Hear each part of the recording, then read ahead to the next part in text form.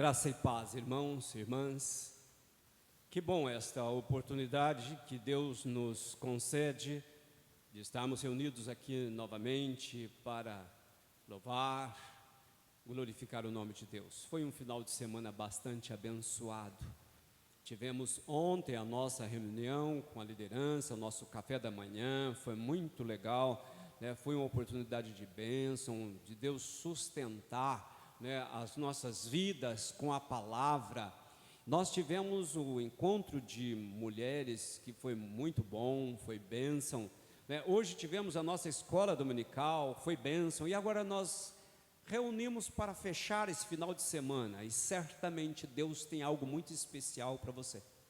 Eu gostaria de convidar você a abrir o seu coração para o Senhor e permitir que Ele possa ministrar no teu coração do melhor dEle.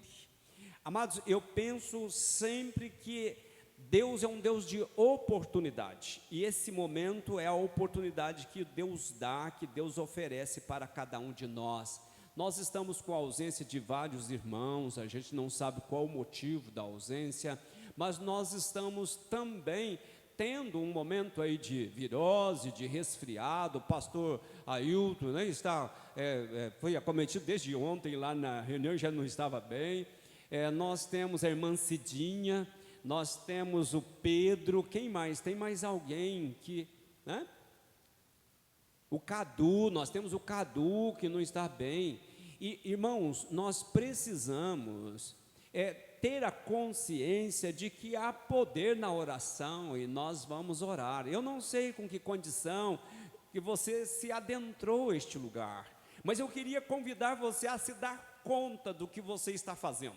E eu quero ler uma palavra, um versículo da palavra no livro do profeta Abacuque, capítulo 2, verso 20, que diz assim: o Senhor, porém, está no seu santo templo, cale-se diante dele toda a terra. Eu queria que você respondesse neste momento a pergunta: você se dá conta de que está na presença do Deus Todo-Poderoso? Você imagina que coisa séria que é isso? Você imagina que oportunidade de bênção que é esta? Ninguém que tenha um encontro com Deus, ninguém que se depare com Deus, fique da mesma forma. Há uma transformação, há mudança, há cura, há libertação. Então, se Deus está neste lugar, eu quero convidar você a se prostrar diante dele. Eu sei que para uns às vezes é difícil ajoelhar, nós temos o nosso genuflexório aí nos bancos. Eu quero, se você puder, né, não, nada impedir que você faça isso, dobre esse genuflexório, se apresente a Deus, se prostre de joelhos diante dele. Nós vamos ter um momento de oração. Eu quero que você ore por este culto, ore por esta igreja, clame pela presença de Deus, clame pelos irmãos que estão enfermos, peça para que Deus se manifeste a nós com poder, trazendo alegria para servir, trazendo prazer, fazendo de nós um povo que o ama, que o serve, que o adora em nome de Jesus. Fique à vontade. Se você vai, não, eu não gosto de ajoelhar, fique sentado, fique em pé, como você quiser, mas se você reconhece que o Senhor está nesse santo lugar, e que você se reconhece que está na presença do Todo-Poderoso, se renda a Ele por alguns instantes.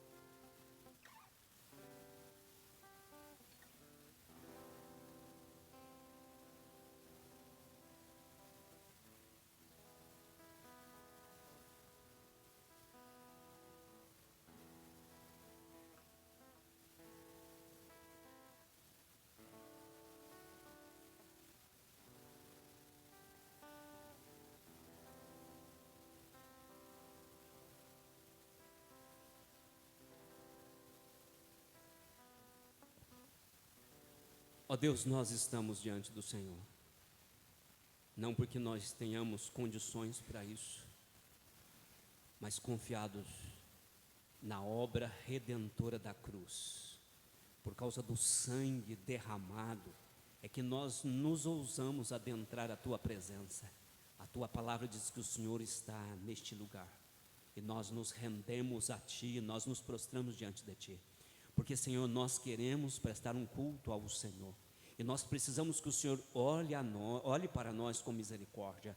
Ó Pai, nós apresentamos as nossas vidas diante de Ti, porque, Senhor, estar na Tua presença é um privilégio, é uma alegria. Senhor, nós, por nós mesmos, não somos dignos, nem ao menos, de dirigir-nos a Ti, mas, Senhor, por causa de Jesus, Ele sim morreu no nosso lugar, o véu do templo se rasgou de alto a baixo, e nós ganhamos o livre acesso a Ti por causa de Jesus, e é por isso que nós adentramos, Senhor, a Tua presença confiados em Jesus, e queremos que o Senhor gere uma alegria no nosso coração, que o Senhor nos capacita com o Teu Espírito Santo, para que, Senhor, nós possamos oferecer um culto ao Senhor, que o Senhor possa receber o nosso louvor. Ó Pai, nós queremos sim, que o estar na Tua presença possa gerar alegria, gerar cura, gerar libertação. Ó Pai, eu quero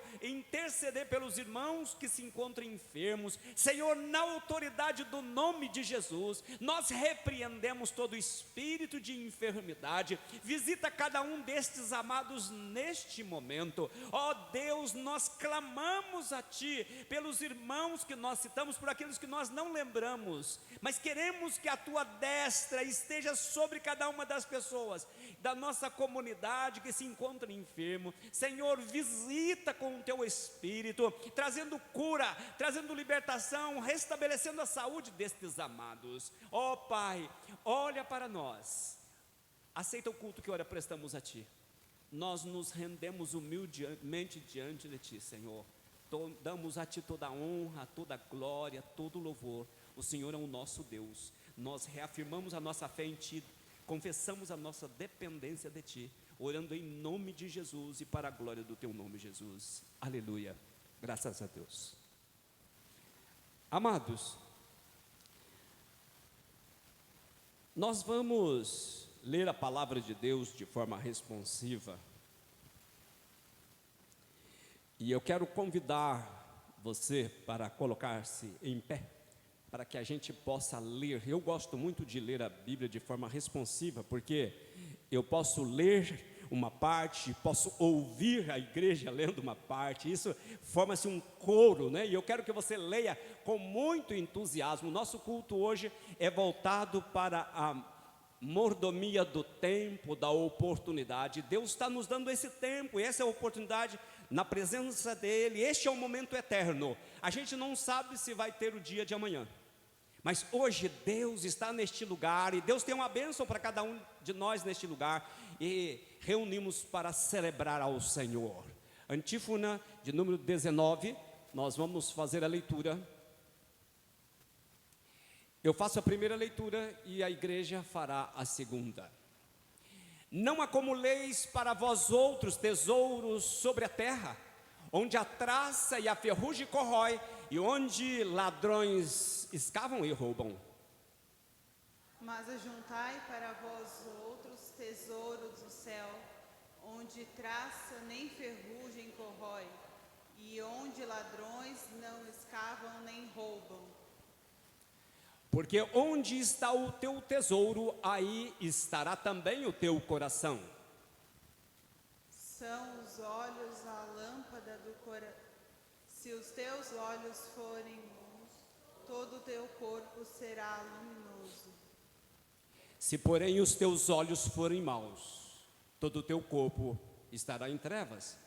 Portanto, caso a luz que em ti há sejam trevas, que grandes trevas serão. Ninguém pode servir a dois senhores, porque ou há de aborrecer-se de um e amar ao outro, ou se devotará e desprezará do outro.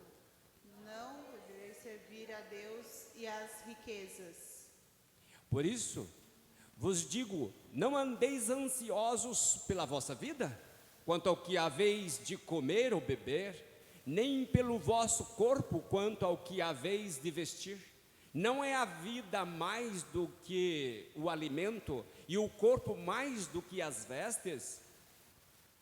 Observar as aves do céu, não semeiam, não colhem, nem ajuntam em celeiros. Contudo, vosso Pai Celeste as sustenta. Porventura, não nós muito mais do que as aves?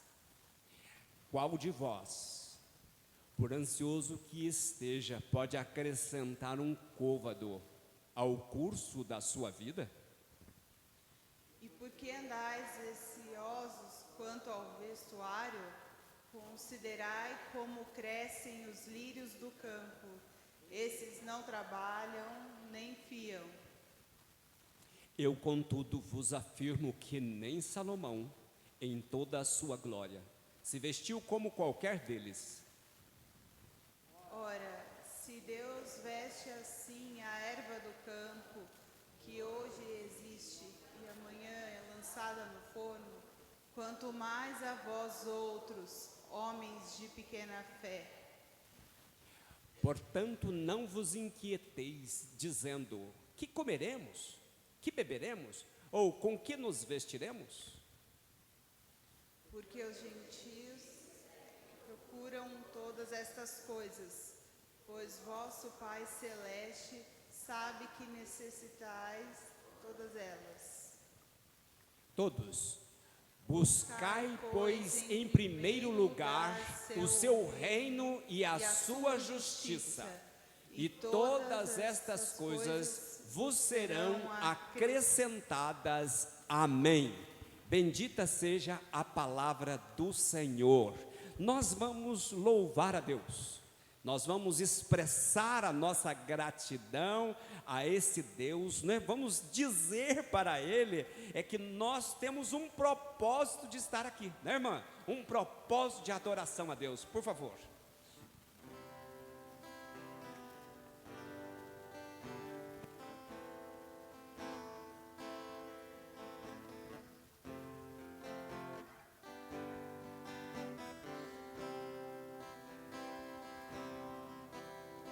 Estamos reunidos aqui, Senhor, porque temos conhecido teu amor. Temos em nossos lábios um novo cântico em teu louvor, pois tua glória tem enchido este lugar. Estamos reunidos aqui, Senhor, porque temos conhecido teu amor.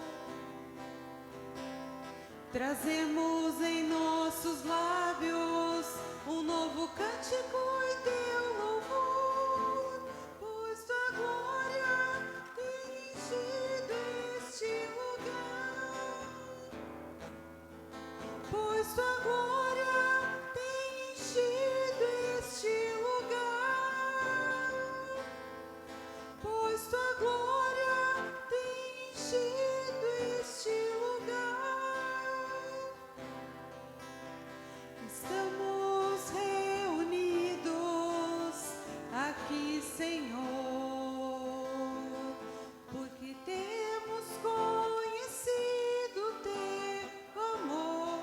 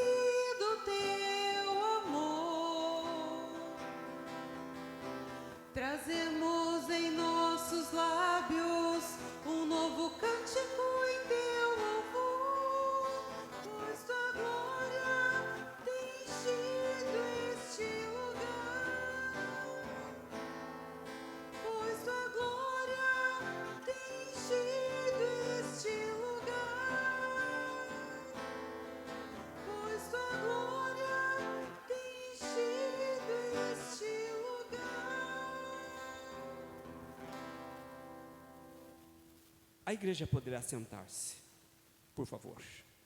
A leitura que nós fizemos,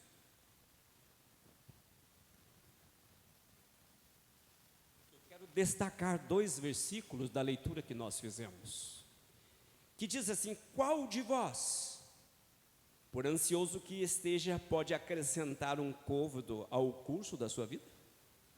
Qual de vós? É uma pergunta. Qual de vós, por mais ansioso que esteja, pode acrescentar alguns centímetros, alguns minutos, algumas horas, alguns dias na existência da tua vida? A mesma leitura tem uma resposta. Diz: buscar em primeiro lugar o reino de Deus, e as demais coisas vos serão acrescentadas. A gente não pode acrescentar nada no curso da nossa vida, mas a gente pode buscar Deus em primeiro lugar, porque não importa se Ele vai vir hoje, se vai vir amanhã, se eu tenho buscado Deus em primeiro lugar. Se Ele vem hoje, amanhã, outro dia, certamente a nossa vitória está conquistada em Cristo Jesus, nosso Senhor. Amém? Eu quero convidá-los para um momento de confissão. Nós precisamos fazer deste momento um momento eterno. E a palavra de Deus, ela diz que se nós confessarmos os nossos pecados, Ele é fiel e justo para perdoar os nossos pecados e nos purificar de toda injustiça. Pense comigo, esse é um momento eterno. Você tem a chance de se apresentar a Deus e colocar os teus pecados diante de Deus e dizer: Deus, meu pecado tem nome, e eu peço que o Senhor olhe para mim através da cruz e me perdoa. Eu estou arrependido, eu quero mudar de vida, eu quero mudança de vida. E quando nós temos a humildade, a ousadia de apresentar a Deus em confissão de pecados, a palavra de Deus diz que Ele é fiel e justo para nos perdoar o pecado e nos purificar de toda injustiça. É um momento eterno, porque a gente nunca sabe se é a última vez que nós estamos tendo a oportunidade de dizer para Deus: Deus, olha para mim com compaixão. Feche os seus olhos, assentado como você está. Tenha um momento.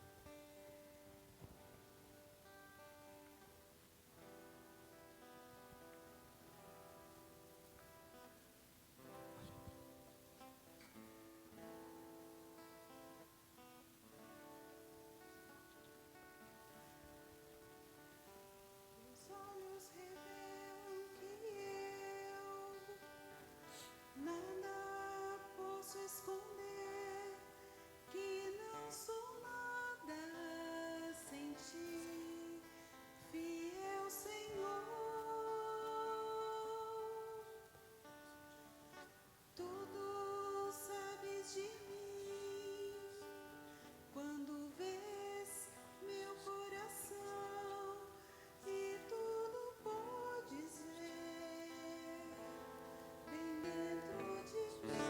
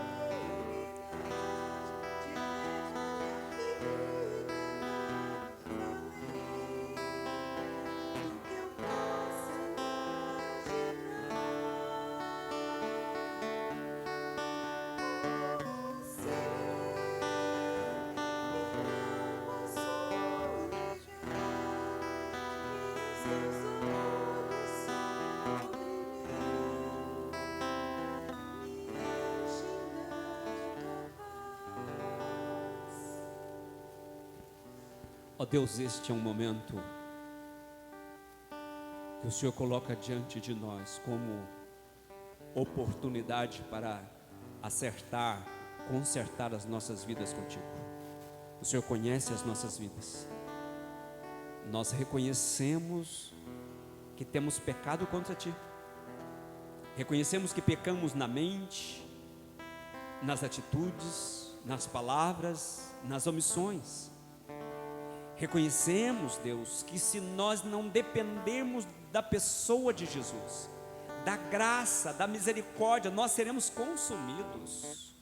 Mas Deus, o Senhor nos dá a bênção desta oportunidade. Nós queremos aproveitar para colocar nossas vidas diante de Ti e pedir que o Senhor nos olhe através da cruz de Cristo e que o sangue de Jesus nos purifique de todo o pecado.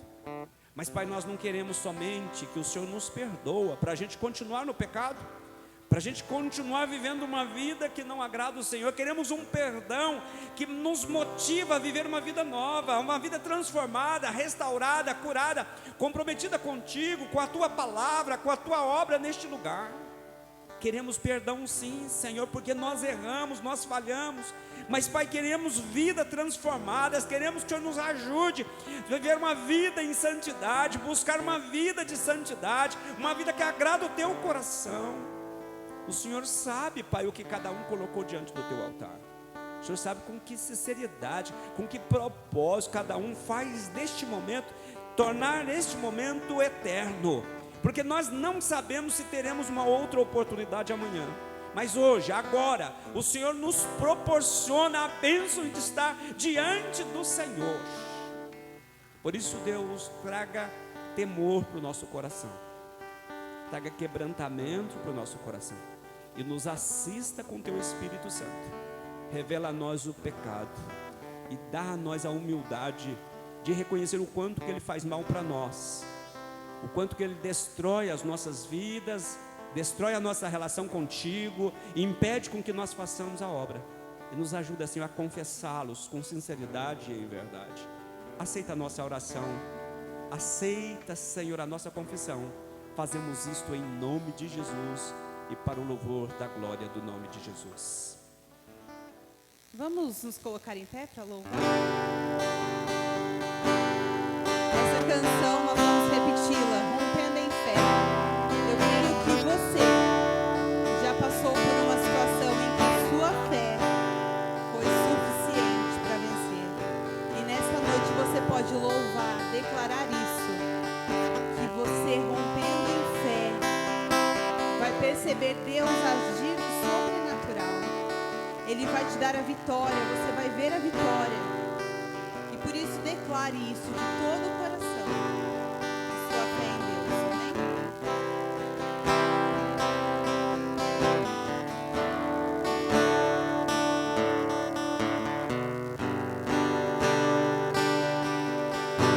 Cada vez que a minha fé é provada,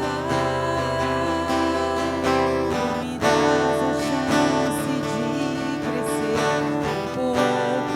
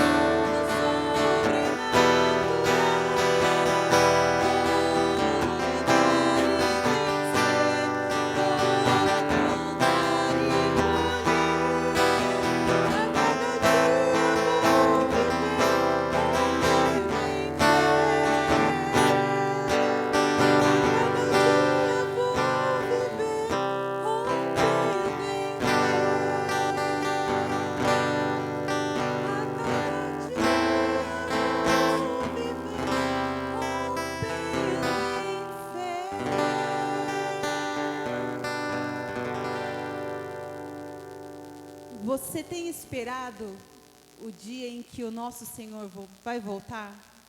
Você tem crido que esse tempo está próximo? E que nós viveremos com Ele na glória? Porque essa foi a promessa de Deus para nós.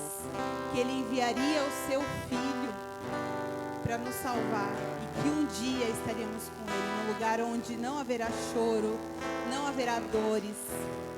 Ele é o alfa, o ômega, Ele é o princípio e o fim. E não há nada melhor do que isso na vida daquele que crê que Cristo Jesus veio para salvar. E essa canção diz que ansiosos nós esperamos o dia da volta dele, glorioso dia em que ele virá. Não existe nada maior do que isso nas nossas vidas.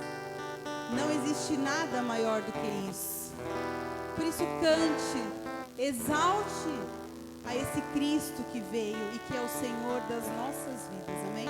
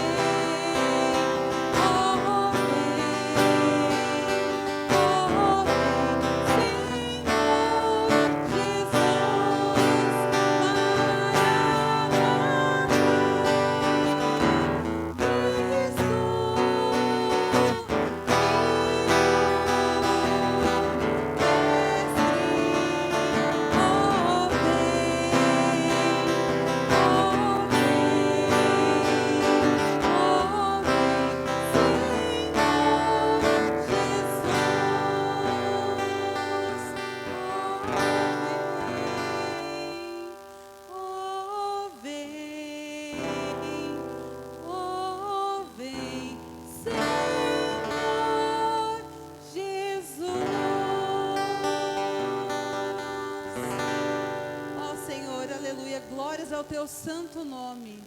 Te damos graças porque um dia o Senhor voltará para nos buscar. Voltará para que nós estejamos na glória contigo, ó Deus. desfrutando das tuas promessas, desfrutando da tua presença, porque o Senhor é o princípio, é o fim. Maranata, nós declaramos Maranata. Ora vem, Senhor Jesus, aleluia, glórias ao teu santo nome. Amém. Irmãos e irmãs, graça e paz. Boa noite para vocês. Eu louvo a Deus pela vida da igreja, porque eu penso que eu gosto muito de pensar na igreja como uma família da fé. E uma família, quando está faltando uma ou outra pessoa, a gente sente. Como o pastor falou no começo, né? Parece que existem alguns buracos, né? Cadê o Cadu? Cadê o Zé? O Zé teve que ir embora. Cadê a Duda?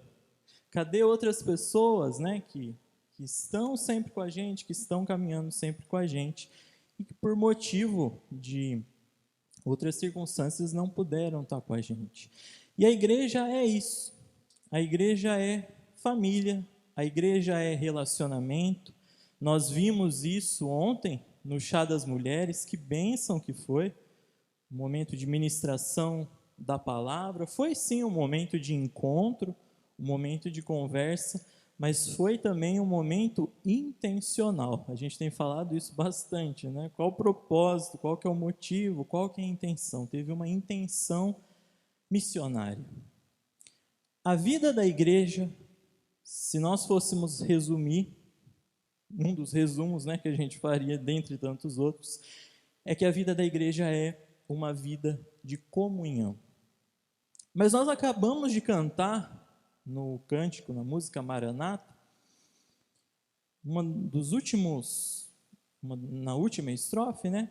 Ó vem, ó vem, ó vem, Senhor Jesus. É como se fosse um clamor, clamando pela volta de Jesus. Por isso que nós precisamos nos perguntar, se a igreja é um espaço para que nós tenhamos comunhão, que diferença essa comunhão está fazendo na minha vida, na sua vida, na vida dos nossos vizinhos, na vida da nossa cidade? Será que a comunhão da igreja está gerando em nós uma compaixão pela vida das pessoas, por vidas que ainda não foram alcançadas pelo Evangelho? Será que essa comunhão de que nós tanto falamos, que não é apenas um encontro de domingo, não é apenas uma conversa, não é apenas um bate-papo? Quando a gente fala de comunhão, a gente não está falando necessariamente, por exemplo, do café pós-culto, ou do lanche pós-célula. Isso é sim comunhão. Mas eu falo de uma comunhão cristã.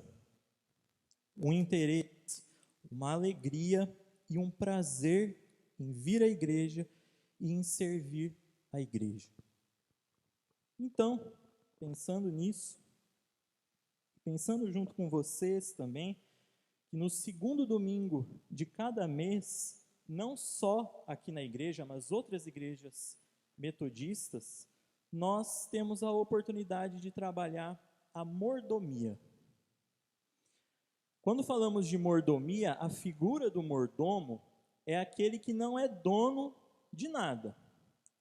Do mordomo não pertence nada. Se a gente vê nos filmes, por exemplo, o mordomo é aquele que administra, o mordomo é aquele que organiza, mas nada é dele. Nossa vida não pertence a nós. A nossa vida é dada por Deus, de modo que tudo aquilo que nós temos, nosso tempo, o dinheiro, recursos, bens materiais, a própria igreja, e aí nós falamos em dois sentidos, falamos de igreja no sentido templo, mas falamos de igreja também no sentido corpo de Cristo. A comunhão que Deus dá não é nossa, mas é de Deus. Então, nós precisamos nos perguntar, o que é que eu e você estamos fazendo com a vida que Deus está nos dando? O que é que eu e você estamos fazendo com a oportunidade de sermos uma igreja que pratica a comunhão cristã, e praticando a comunhão cristã, nós somos motivados a ter compaixão por vidas, compaixão por outras pessoas. Por isso, pensando nisso, eu quero trazer para vocês a leitura que está em Filipenses, capítulo 2, dos versos 1 a 4. Filipenses 2, de 1 a 4. Eu quero pedir que você, se você tiver com a sua Bíblia física ou a Bíblia digital, quero pedir que você deixe a sua Bíblia aberta. Eu vou aos poucos retomando a leitura para a nossa reflexão nessa noite. Filipenses 2, de 1 a 4. Portanto, se existe alguma exortação em Cristo, alguma consolação de amor, alguma comunhão do Espírito, se há profundo afeto e sentimento de compaixão, então completem a minha alegria, tendo o mesmo modo de pensar, tendo o mesmo amor e sendo unidos de alma e mente. Não façam nada por interesse pessoal ou vaidade, mas por humildade, cada um considerando os outros superiores a si mesmo, não tendo em vista somente os seus próprios interesses, mas também os dos outros. Feche os seus olhos, eu quero orar com você por esse momento da palavra. Pai, eu quero te agradecer por essa oportunidade que o Senhor está nos dando neste momento. Quero te pedir que, em nome de Jesus, o Senhor possa ministrar no meu coração, no coração desses irmãos e dessas irmãs que estão aqui, daqueles que nos assistem também, Pai. Que o Senhor possa afastar de nós toda distração, tudo aquilo que tira o nosso foco e a nossa atenção da Tua palavra. Fala aos nossos corações, Pai, é o que eu te peço, em nome de Jesus. Amém. Irmãos, o apóstolo Paulo, escrevendo a sua carta para uma igreja de Filipenses, uma igreja da cidade de Filipos, ele escreve essa carta com muito carinho, com muita alegria, com muito afeto. Isso porque Paulo foi uma das pessoas responsáveis por fundar a igreja naquele local. Ele foi responsável por levantar, claro, ele não fez isso sozinho. Ele e outras pessoas foram responsáveis por levantar, se a gente estivesse falando hoje, um grupo de irmãos e um grupo de irmãs que se uniram em Cristo com o firme propósito de levantar uma igreja que foi a primeira comunidade cristã da Europa. É considerada a primeira igreja da Europa, é a igreja de Filipos, construída, edificada durante a segunda viagem missionária que o apóstolo Paulo fez. Então, quando ele escreve essa carta, ele não está escrevendo de uma maneira fria. Ele está escrevendo com alegria no coração. Ele estava preso em Roma. Então, um momento de tensão para ele, um momento de medo para ele. Mas era um momento de alegria também, porque ele tinha a oportunidade, mesmo que ele não pudesse estar lá, presente, testemunhando do serviço daquela igreja, ele estava orando. Ele era uma pessoa que intercedia por aquela igreja, porque ele acreditava que aqueles irmãos e aquelas irmãs, na fé, estavam unidos em Cristo. Ali havia comunhão. E essa comunhão desses irmãos e dessas irmãs trazia como consequência da fé deles uma compaixão por vidas. Porque em toda a carta de Paulo aos Filipenses, ele estimula essas pessoas a serem parceiros com ele na proclamação do Evangelho.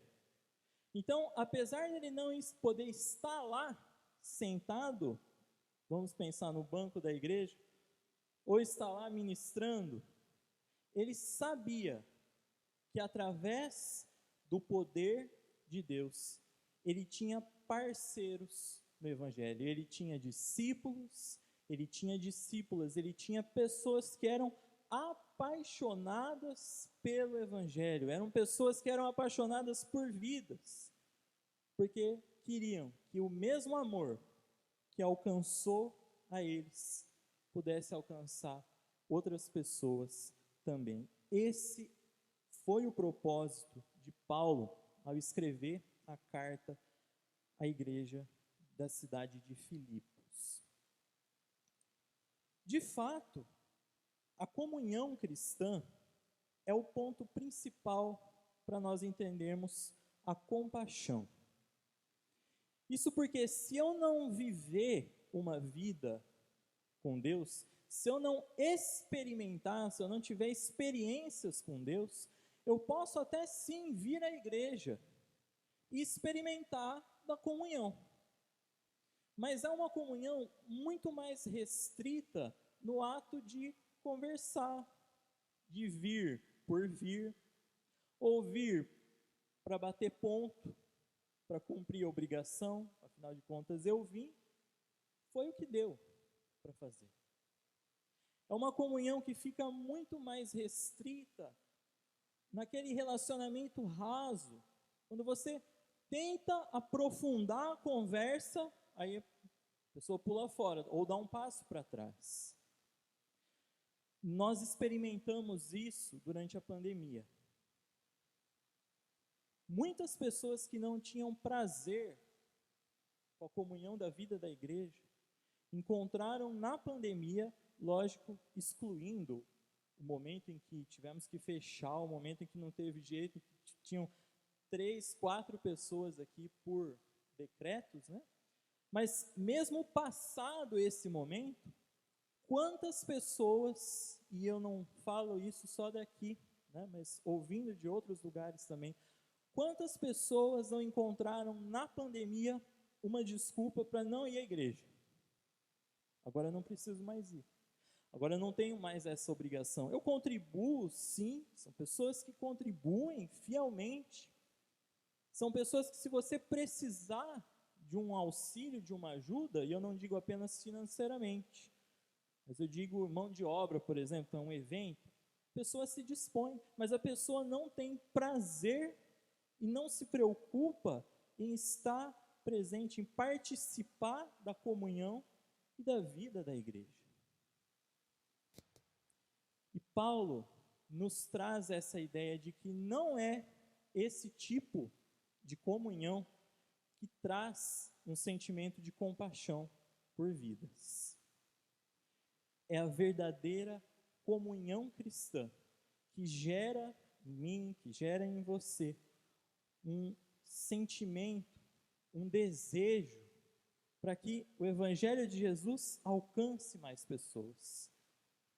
Gera em nós uma compaixão por vidas. Então, dentro disso, dentro desse propósito que o apóstolo Paulo escreveu a carta aos Filipenses, falando a respeito da verdadeira comunhão cristã, eu quero pensar com vocês em 3 verdades que esse texto pode trazer para a gente nessa noite e como nós podemos aplicar isso na vida da igreja.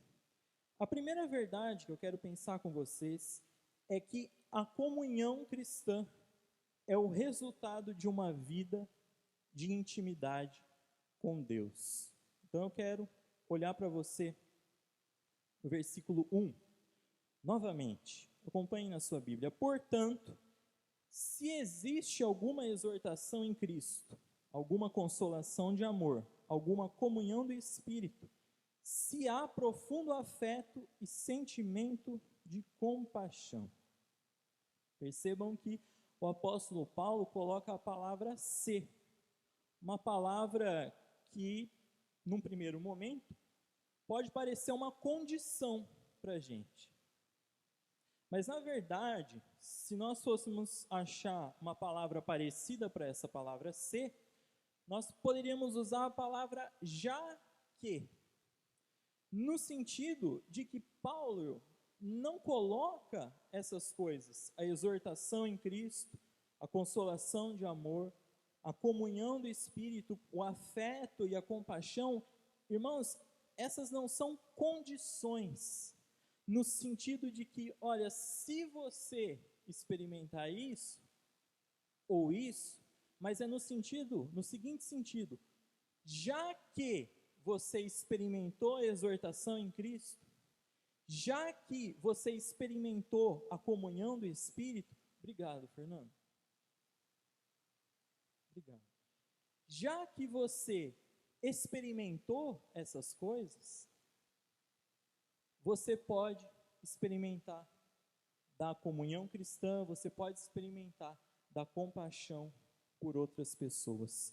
Paulo está falando, irmãos e irmãs, de uma vida de experiência com Deus. Comunhão na vida da igreja tem a ver com vida de intimidade com Deus. Até porque não tem como eu ter experiências com Deus se eu não vivo com Deus.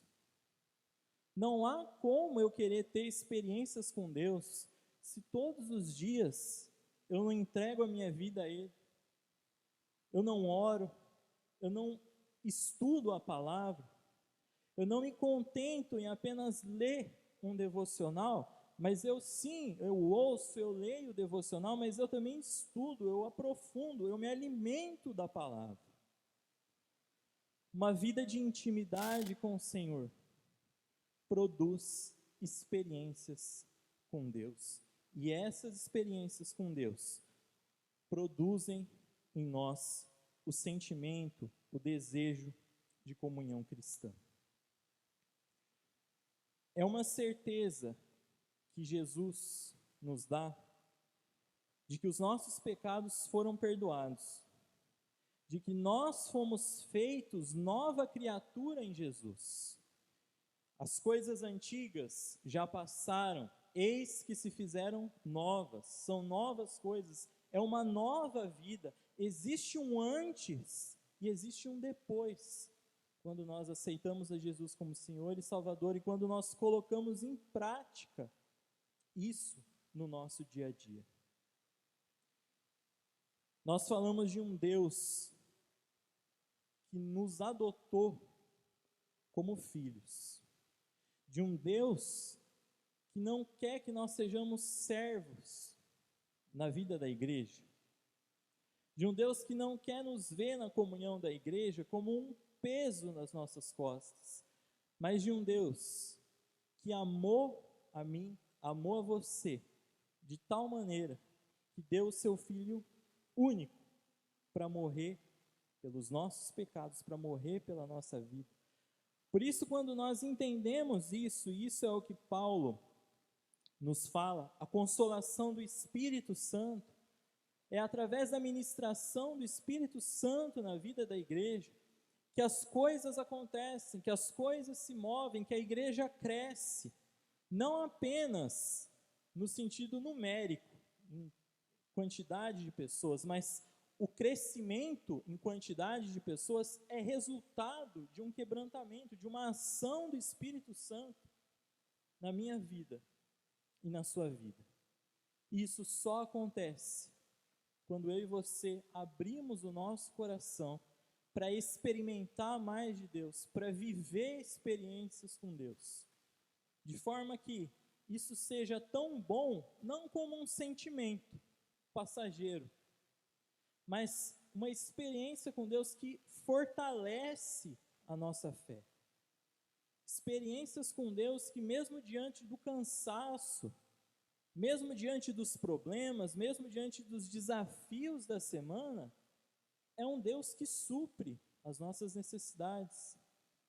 É um Deus que nos levanta em poder. É um Deus que, apesar da semana, apesar dos desafios e apesar dos problemas, é um Deus que nos levanta, que nos dá força, que renova as nossas forças, para que nós possamos experimentar da comunhão na vida da igreja.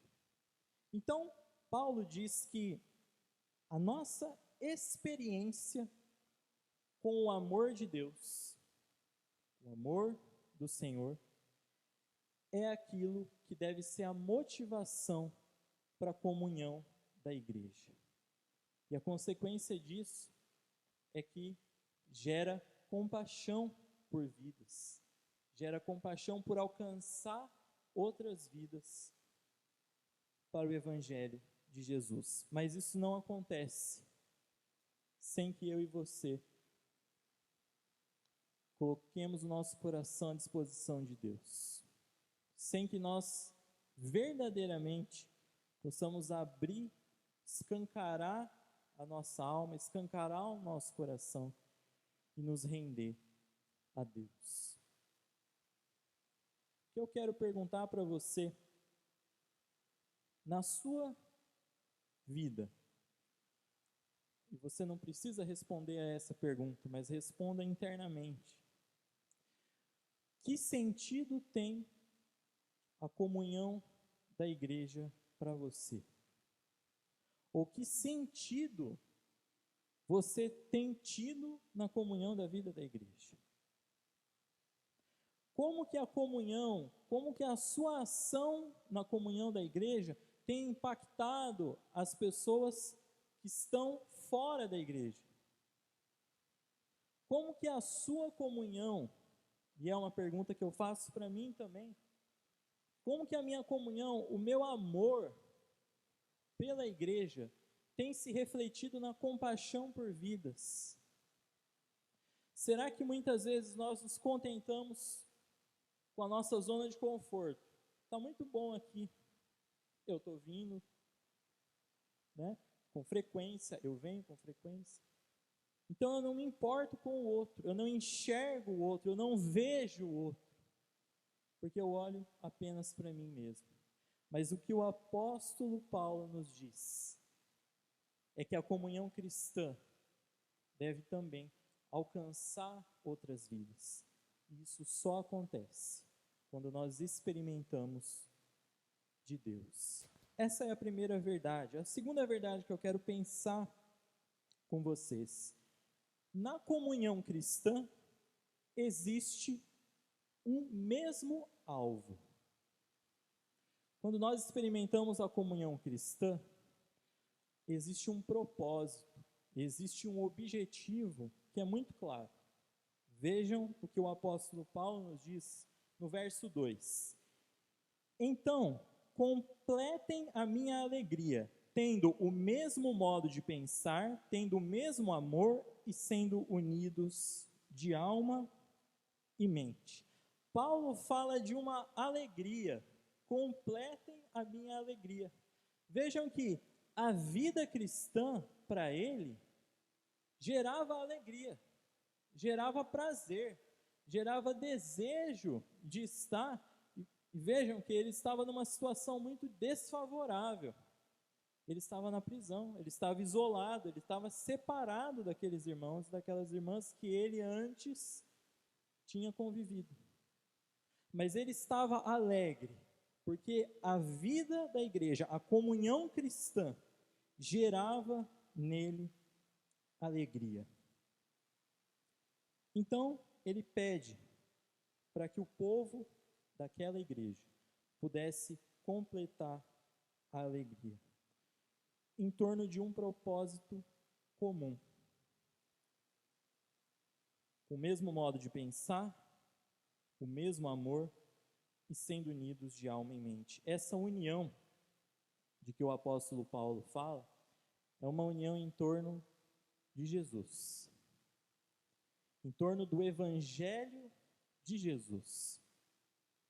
Ou seja, a comunhão cristã traz para mim e para você uma necessidade de intencionalidade em tudo aquilo que nós fizermos.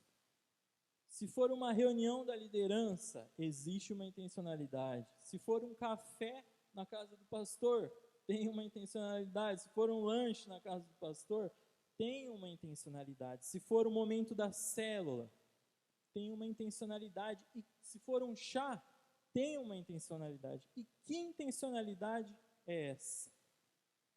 É a intencionalidade do Evangelho de Jesus. Quando Paulo diz, ou recomenda para aquela igreja, e nós trazemos isso para nós hoje, ter o mesmo modo de pensar, ter o mesmo amor e ser unidos de alma e mente, não significa que nós vamos ter que pensar de forma igual. Não significa que nós vamos agir como se fôssemos robôs, como se fosse uma espécie de uma pessoa manda e todos obedecem. Mas não é isso que Paulo diz. Paulo diz que quando o nosso alvo é Jesus, podem sim haver problemas, podem haver sim discordâncias, podem haver sim desafios, pessoas podem ter modos diferentes de pensar, mas o objetivo e o propósito, quando ele é firmado em Jesus, quando ele está firmado no Evangelho, é a meta, é o propósito, é o objetivo. Ou seja, irmãos e irmãs, na comunhão cristã, existe sim um mesmo modo de pensar, existe sim um mesmo amor, existe sim uma recomendação que eu e você sejamos um em mente e alma, mas essa é uma recomendação de que nós possamos ter um mesmo alvo, o Evangelho de Jesus, alcançar vidas através do Evangelho de Jesus. Quando nós falamos de ter um mesmo alvo, quando nós falamos de que a comunhão cristã tem um mesmo alvo, o fato de ter um mesmo alvo gera em nós a compaixão por vidas, a compaixão por pessoas. Porque se as nossas atividades são intencionais, a nossa vida, o nosso dia a dia acaba sendo intencional. Então, eu estou aqui na igreja, mas se eu saio da igreja, amanhã, por exemplo, eu começo a pensar no meu trabalho, no meu círculo de convivência, dentro da minha casa, na minha família, como que eu posso falar de Jesus para alguém? Que oportunidade Deus vai me dar? E isso é gerado através da comunhão. Se eu experimento uma comunhão cristã que gera em mim um prazer e uma alegria de estar aqui na igreja, uma alegria, um prazer de reunir como célula, é natural que as pessoas ao nosso redor, às vezes, a gente não precisa nem falar, isso não é desculpa para a gente não falar, mas o nosso modo de agir revela que aquela pessoa é diferente. Não que é melhor, não falo isso. Não que é perfeito, porque não somos. Sabemos que só existe, a perfeição está em Deus. Mas as pessoas ao nosso redor, quando temos um mesmo alvo na vida da igreja, quando temos um mesmo modo de pensar na vida da igreja, nós temos a oportunidade de ter compaixão com as pessoas que estão fora. Muitas vezes, compaixão também com pessoas que estão dentro da igreja, mas que não trazem Jesus com elas. Vêm muito mais com um sentimento com uma frieza no coração. Não tem um propósito de crescer, não tem um propósito de abrir o coração, de falar, Deus, o que o Senhor quer ministrar na minha vida hoje?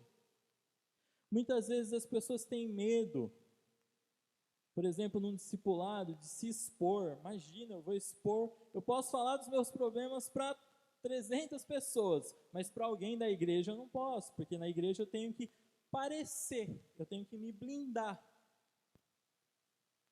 Mas quando eu e você sabemos, irmãos, que aqui não existe ninguém melhor do que ninguém, Aqui todos nós, eu e você, somos servos e servas de Deus. Isso abre as portas do nosso coração para nós também podermos receber cura de Deus, tratamento, libertação.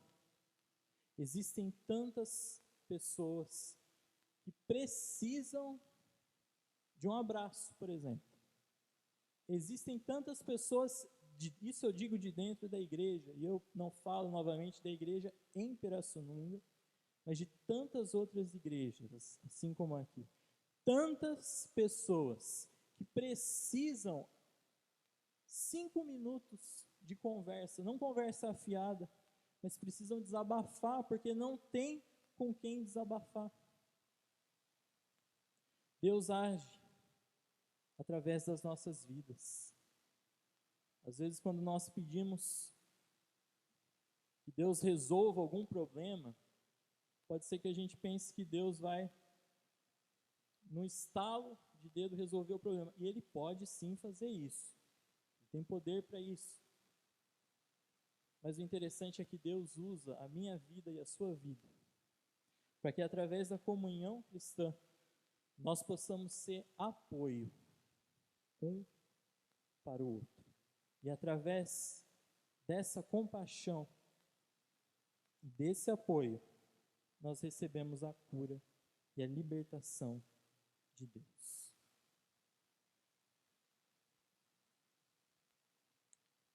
Achei muito interessante hoje pela manhã, não sei quantos de vocês tiveram a oportunidade de cumprimentar uma irmã visitante que sentou ali, se eu não me engano, onde está a dona Andréia, estão a dona Andréia e o Gabriel, uma visitante. Foi muito interessante porque ela falou que o que mais chamou a atenção dela foi a recepção. E eu não digo isso para engrandecer ninguém aqui não, mas eu digo isso para engrandecer a Deus. Porque Deus tem usado a vida do ministério da diaconia, a vida dos irmãos, das irmãs, da igreja como um todo. E ela ficou tão encantada, achei tão interessante, né, a carinha dela, o sentimento dela. Ela ficou encantada, ela ficou maravilhada, não digo com a estrutura não, mas eu digo com a recepção, com o ato de estender a mão para ela. As irmãs deram um abraço nela, falaram: senhora, você é bem-vinda aqui. Ela ficou encantada com esse ato, com esse gesto. Isso é comunhão. Isso é compaixão que eu e você temos a oportunidade de mostrar para as pessoas quando nós temos e quando nós estamos focados em um mesmo alvo, que é Jesus. E a terceira verdade que eu quero compartilhar com vocês. Na comunhão cristã, nós temos a oportunidade de servirmos uns aos outros. O apóstolo Paulo termina nos versos 13 e 4 dizendo: não façam nada por interesse pessoal ou vaidade, mas por humildade, cada um considerando os outros superiores a si mesmo, não tendo em vista somente os seus próprios interesses, mas também os dos outros. Irmãos, o apóstolo Paulo tinha uma certa experiência com relação ao tratamento de questões pastorais, de questões da igreja. É uma realidade para mim e para você que todo lugar em que existem pessoas há problema, inclusive dentro da própria igreja. Há problema. Os problemas muitas vezes eles não são causados por coisas ou por circunstâncias, mas eles são causados por pessoas. Justamente porque as pessoas, apesar de terem o mesmo modo de pensar, o mesmo amor, estarem unidos de mente e alma, surgem problemas. Então, o apóstolo Paulo estava escrevendo para a igreja em Filipos, no sentido de que não houvesse competição ou não houvesse rivalidade entre os membros daquela igreja, porque isso é algo que não cabe na comunhão cristã. Isso é algo que não vai gerar compaixão por vidas. Justamente porque se há ambição, se há egoísmo, a igreja começa a se fechar para ela mesma. E mata a comunhão, consequentemente mata a compaixão, porque se a igreja se fecha para ela mesma, não há espaço e não há oportunidade para que o evangelho saia da porta para fora. Se nós nos preocupamos muito com posição, com cargo da vida da igreja, com o fato de estar na frente ou não estar na vida da igreja, irmãos, isso mata a comunhão cristã. Isso mata a possibilidade de nós manifestarmos compaixão pela vida das outras pessoas. E por isso, o apóstolo Paulo traz esses conselhos para os filipenses. Uma das coisas que ele fala é que aqueles crentes deveriam considerar os outros melhores do que eles mesmos. A palavra melhor não está aqui no significado de melhor no sentido de mais valioso, mas é um melhor no sentido de mais importante, no sentido de colocar a necessidade do outro acima da minha necessidade. Isso dentro da igreja, isso fora da igreja. Sabe por quê? Imaginem que se cada um aqui considerar a necessidade da pessoa que está ao seu lado ou da pessoa que está atrás de você maior do que a necessidade dela, concordam que não haverá ninguém que vai ter uma necessidade maior do que o outro, porque vai equilibrar, vai balancear, as necessidades vão ficar equilibradas. Então eu passo a não me enxergar como mais importante que o outro. E isso abre espaço também para o serviço na vida da igreja. Às vezes há tantas pessoas, por exemplo, que têm medo de se colocar à disposição, porque acham que, de alguma forma, eu vou ter que falar, né, eu vou ter que pregar, eu vou ter que pegar no microfone e falar, mas eu não sei. Quando você vê que as necessidades dos outros, da outra pessoa, é maior do que a sua, você vê que não existe ninguém que sabe mais e não existe ninguém que sabe menos. Não existe ninguém que trabalha mais, que trabalha menos. Não existe ninguém que é melhor do que ninguém. Mas pelo contrário, eu e você somos servos e servas. Deus nos capacita para a obra quando nós nos colocamos à disposição da comunhão cristã. Colocar as necessidades das outras pessoas em primeiro lugar não significa que nós vamos negar as nossas próprias necessidades. Não significa que nós vamos dedicar 100% do tempo à necessidade da outra pessoa como se fosse uma obra de caridade, uma obra de ação social. Muitas vezes a gente confunde a ideia de comunhão cristã com a ideia de entregar uma cesta básica.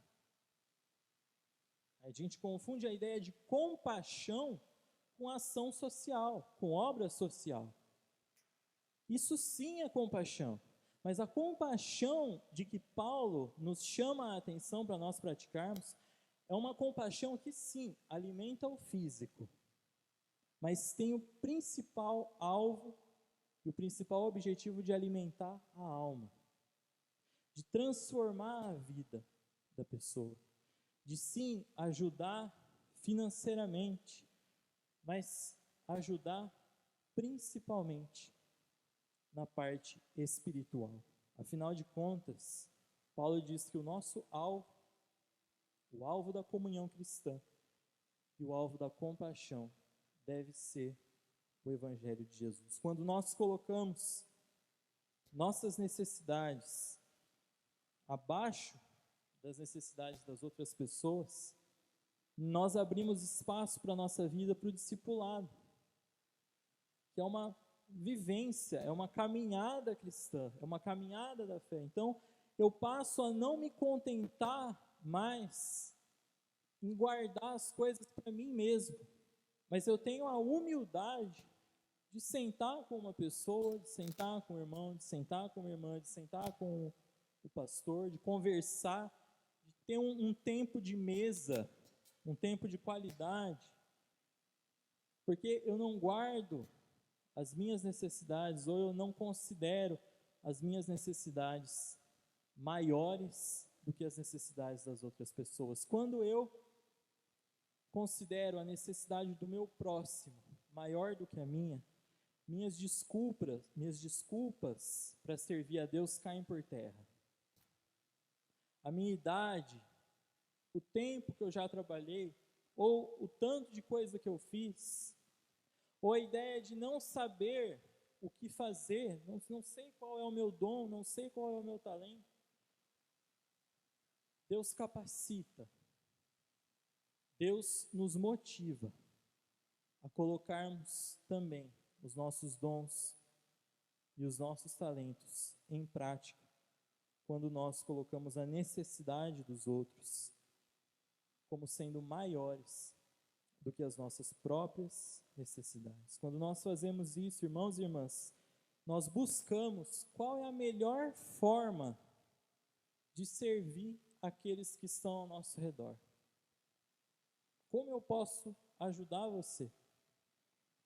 E aquilo que nós falamos, às vezes uma palavra, às vezes um abraço, às vezes uma oração, às vezes um tempo de mesa, um lanche intencional, né? Não é um lanche só para comer, mas um lanche. Enfim, são tantas coisas que nós podemos fazer quando acreditamos que a comunhão cristã gera na vida da igreja compaixão por aqueles que estão dentro e compaixão por aqueles que estão fora também. A atitude de Jesus é uma atitude em que ele não veio para ser servido, mas ele veio para servir.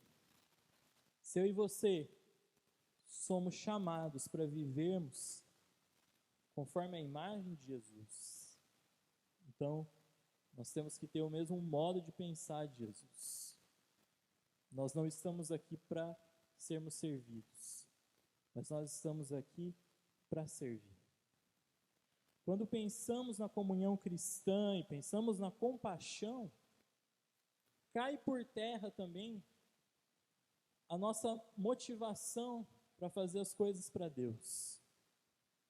Muitas vezes é implicância com uma pessoa, muitas vezes, o som não está bom hoje, a pregação não está boa, ou eu não gosto do pastor, eu não gosto da irmã, eu não gosto do irmão, não me dão oportunidade. Percebem que quando nós enxergamos a comunhão cristã no sentido de serviço, essas desculpas, elas caem por terra, que nós vemos que Deus nos chamou a sermos servos e servas dele. E nessa posição, irmãos e irmãs, não há ninguém, não há nada mais importante do que Deus. Deus, sim, tem o lugar mais alto. Deus, sim, tem o lugar de maior importância. Uma igreja em comunhão vive a compaixão cristã. Uma igreja em comunhão como essa que o apóstolo Paulo falou, o amor fraternal, o amor entre irmãos, a humildade, uma igreja que pratica essas coisas, é uma igreja que avança, é uma igreja que não ganha pessoas apenas em qualidade, não apenas em quantidade, mas uma igreja que ganha pessoas em qualidade e em quantidade, como uma consequência da qualidade, mas não como uma causa. Uma igreja em comunhão experimenta ver vidas rendidas aos pés de Jesus. Pessoas sendo batizadas, pessoas sendo convertidas. Uma igreja em comunhão vive experiências de fé, profundas experiências de fé, independentemente de quantidade de pessoas, independentemente de quando nós vamos ver o resultado disso. Estávamos comentando esses dias a reunião de oração. A reunião de oração começou com 3 pessoas. E às vezes aumentava, às vezes diminuía, só tinha 2. Mas temos visto o mover e a ação de Deus na reunião de oração. Mas você pode falar, mas a igreja toda não está aqui. Poderia estar, deve estar. Deus nos chama sim a estar. Eu não sei quando Deus vai fazer essa obra, mas eu sei que Ele tem feito grandes coisas na vida da nossa igreja e na reunião de oração. E eu quero aproveitar e estender esse convite para você. Experimenta, um tempo curto. Nós estamos aqui reunidos todas as sextas-feiras, às 19h30. Deus responde às nossas orações, irmãos e irmãs, quando nós colocamos em prática a comunhão cristã. O alvo de tudo isso é Jesus. O alvo de tudo isso é a compaixão para ver o Evangelho avançar. É a compaixão por vidas, é uma comunhão que gera resultado, tanto dentro quanto fora da igreja. É uma comunhão que gera em nós um desejo por ver vidas rendidas aos pés de Jesus. Mas isso só acontece quando nós formos um em espírito, em propósito, em objetivo. Isso só acontece quando eu e você experimentarmos da verdadeira alegria que traz a comunhão da igreja e que traz como consequência a compaixão por vidas e a compaixão por pessoas. Por isso eu quero pedir que você se coloque diante de Deus nesse momento.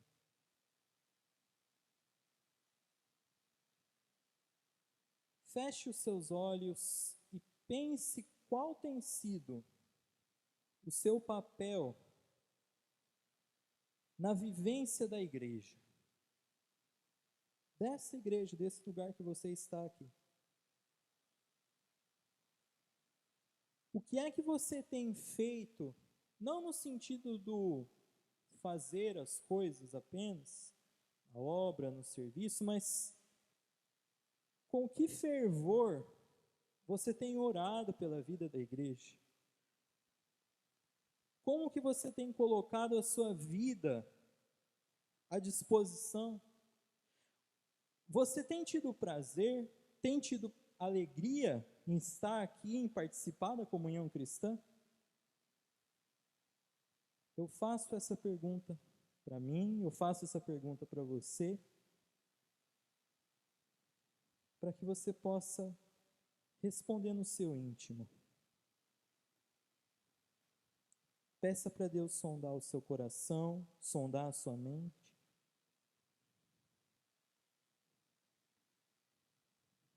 Em nome de Jesus.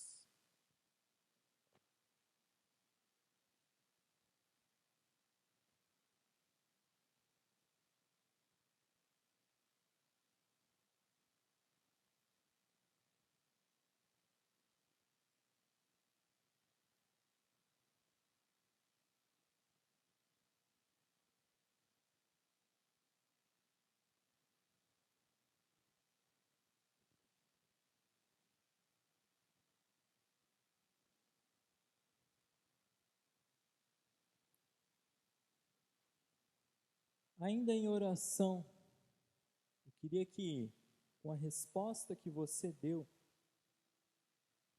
à comunhão cristã, como o teu agir, como a tua vivência na igreja tem gerado em você compaixão por vidas? Como você tem administrado essa compaixão por vidas que estão na igreja, por vidas que estão fora da igreja, por pessoas com quem você se relaciona, convive todos os dias?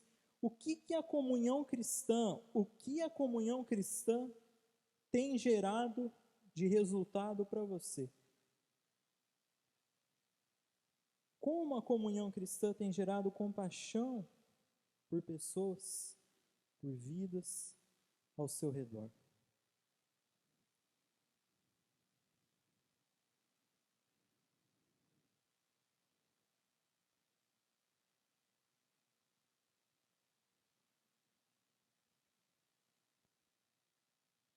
Deus nos chama, irmãos e irmãs, para que, como uma igreja, nós possamos ter unidade. Deus nos chama para termos o mesmo modo de pensar, o mesmo amor. Nos chama para sermos unidos em mente, em alma,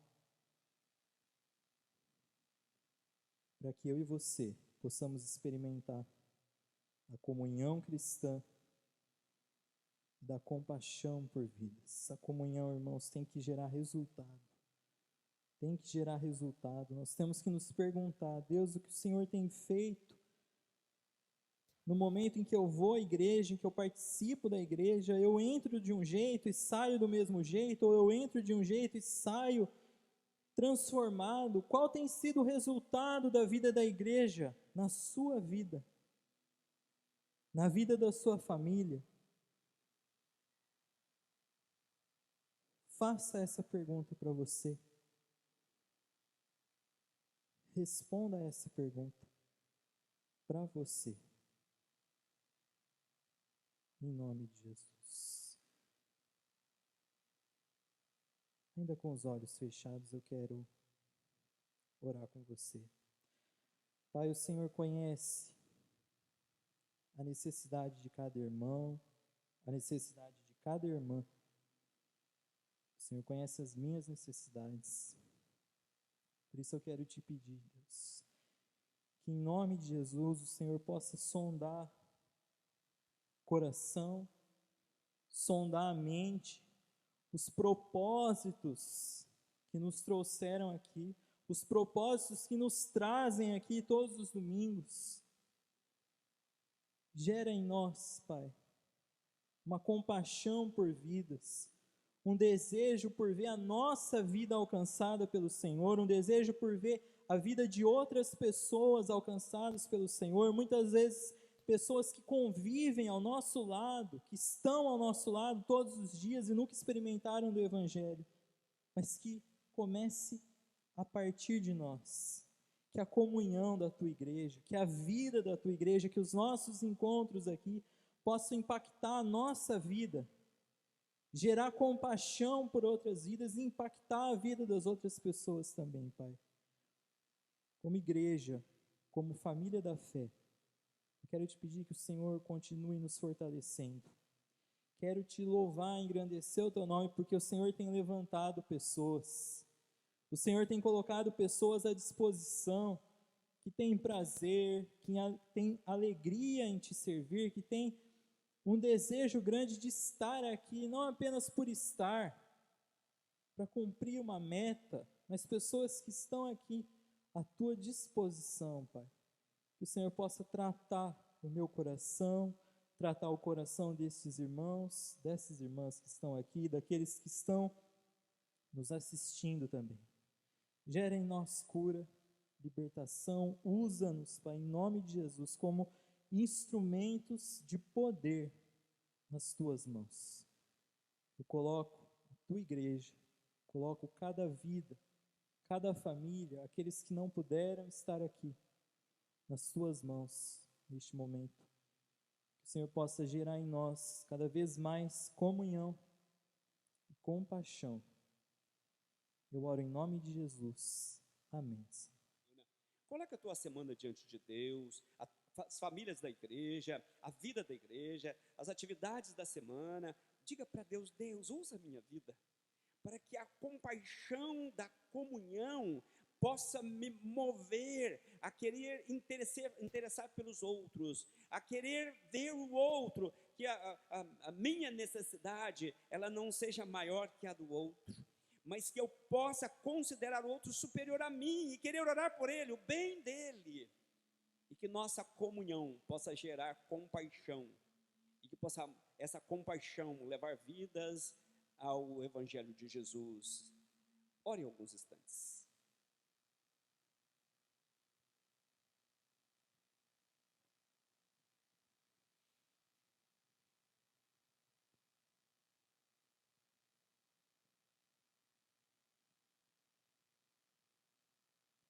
Pai, muito obrigado por esse tempo de culto, por cada irmão e irmã que se dispôs a estar aqui,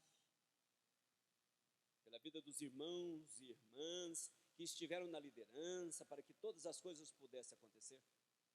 Obrigado, Deus, pela tua palavra que é ministrada no nosso coração. Ó Pai, que o Senhor possa nos ajudar a sair daqui com um propósito de buscar compreender a compaixão do Senhor para as nossas vidas. E que nós possamos sair daqui, Deus, com esse sentimento de uma comunhão que possa ser reproduzida na vida de outros e outros possam conhecer o Evangelho. Pai, nós colocamos diante de Ti as famílias da igreja, nós colocamos diante de Ti esses amados que mencionamos, que estão enfrentando a enfermidade. Ó Deus, nós repreendemos todo espírito de enfermidade na vida das famílias da igreja. Ó Pai, queremos no nome de Jesus que o Senhor traga cura, restabeleça a saúde, o bem-estar na vida destas pessoas e destas famílias em nome de Jesus. Que o Senhor possa nos dar uma semana abençoada, uma semana de vitória. Que o Senhor possa usar as nossas vidas, que o Senhor possa, Deus, permitir que a gente manifeste a Tua graça na vida das pessoas com quem nós relacionamos. Ó Deus, que as famílias sejam visitadas pelo Teu Espírito Santo. Alcança aqueles que não puderam estar aqui. E Deus volte com cada um de nós. Eu abençoo, Senhor, estas pessoas, para que o Senhor possa estar usando, capacitando, trazendo esperança e fé. Em nome de Jesus e para a glória do Teu nome, Jesus. Amém. Recebamos a bênção. Que a graça de nosso Senhor e Salvador Jesus Cristo, o amor de Deus, nosso Pai, e a sublime comunhão do Espírito Santo esteja conosco, com todo o povo de Deus espalhado pela face da terra, hoje e para sempre.